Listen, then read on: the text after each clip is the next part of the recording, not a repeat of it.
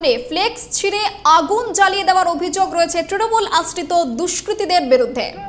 Jirat bus stand সংলগ্ন হাসপাতাল মোড়ের ঘটনা। 5 বছরের কাজের খতিয়ান তুলে ধরা হয়েছিল ফ্লেক্সে। এইভাবে বিজেপিকে আটকানো যাবে না বললেন জিরাট মণ্ডলের বিজেপি সম্পাদক অনিমেষ দেবনাথ। বিজেপি কার্যালয়ের সামনে ফ্লেক্স ছিঁড়ে আগুনে পুড়িয়ে দেওয়ার অভিযোগ রয়েছে তৃণমূল আশ্রিত দুষ্কৃতীদের বিরুদ্ধে।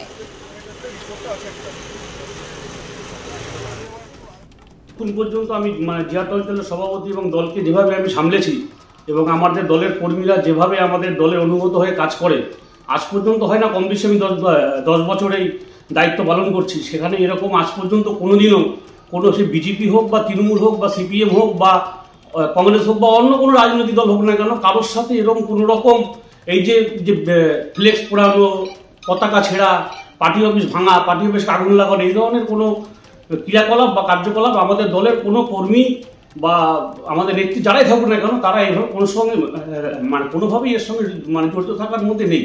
কোনো দুষ্কৃতীরা দেখছে এখানে আমাদের শুভেন্দু অধিকারী ফ্লেক্স এবং সর্বত্র ভাঙচুর করে দিয়েছে, আগুন ধরিয়ে দিয়েছে, কিন্তু এইভাবে ভারতীয় জনতা পার্টিকে কন্ট্রোল করে যাবে না। 2-1টা ফ্লেক্স পুড়িয়ে দিয়েছে, আমরা আজকে সারা জিরাট বলা করে ফ্লেক্স দিয়ে মুড়ে দেবো আর কি। আগামী দিন নির্বাচনে মানুষের জবাব দেবে, আমরা মানুষের সঙ্গে আছি। মানুষের এইসব সংবাদ মাধ্যম আপনাদের মাধ্যমে আমরা জনগণের কাছে তুলে ধরতে চাইছি। আগামী দিন মানুষের 20 মে এর জবাব দিয়ে দেবে। এই কাজ বিস্তারিত জানবো, টেলিফোন লাইনে রয়েছেন আমাদের প্রতিনিধি তরুণ তাঁতি। তরুণ, বিজেপি কার্যালয়ের সামনে ফ্লেক্স ছিঁড়ে আগুনে পুড়িয়ে দেওয়ার অভিযোগ রয়েছে তৃণমূল আশ্রিত দুষ্কৃতীদের বিরুদ্ধে, কি জানতে পারছো এ বিষয়ে?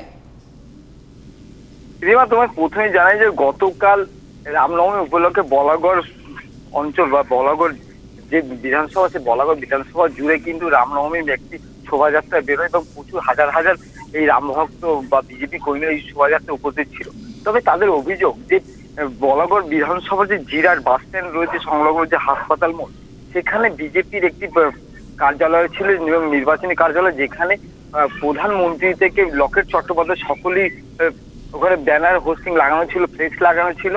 সে রাতের অন্ধকারে ওদের বিজেপির যে অভিযোগ যে তৃণমূলের দুষ্কৃতীরা গুন্ডা বাহিনী সেগুলোকে ভেঙে দেয়, পুড়িয়ে দেয়, এমনকি লকেট চট্টোপাধ্যায়ের যে ফ্লেক্স লাগানো ছিল বিজেপি প্রার্থী, তার ফ্লেক্সও কিন্তু আগুন ধরিয়ে দেওয়া হয়। তবে এই ঘটনা যত চাউর হয়েছে বা বেলা যত গড়িয়েছে, চাঞ্চল্য ছড়িয়েছে, এরপরেই কিন্তু হাসপাতাল অর্থাৎ জিরাট হাসপাতাল মোড় বিজেপি কর্মী সমর্থক তারা অবরোধ করে, দীর্ঘক্ষণ অবরোধ করে রাখে।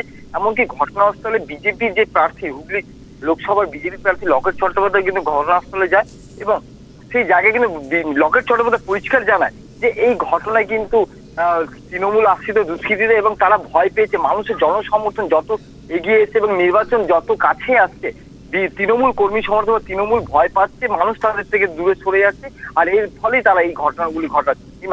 একেবারে ধন্যবাদ তরুণ। বিজেপির কার্যালয়ের সামনে ফ্লেক্স ছিঁড়ে আগুনে পুড়িয়ে দেওয়ার অভিযোগ রয়েছে তৃণমূল আশ্রিত দুষ্কৃতীদের বিরুদ্ধে। জিরাট বাস স্ট্যান্ড সংলগ্ন হাসপাতাল মোড়ের ঘটনা। 5 বছরের কাজের খতিয়ানি তুলে ধরা হয়েছিল ওই ফ্লেক্সে।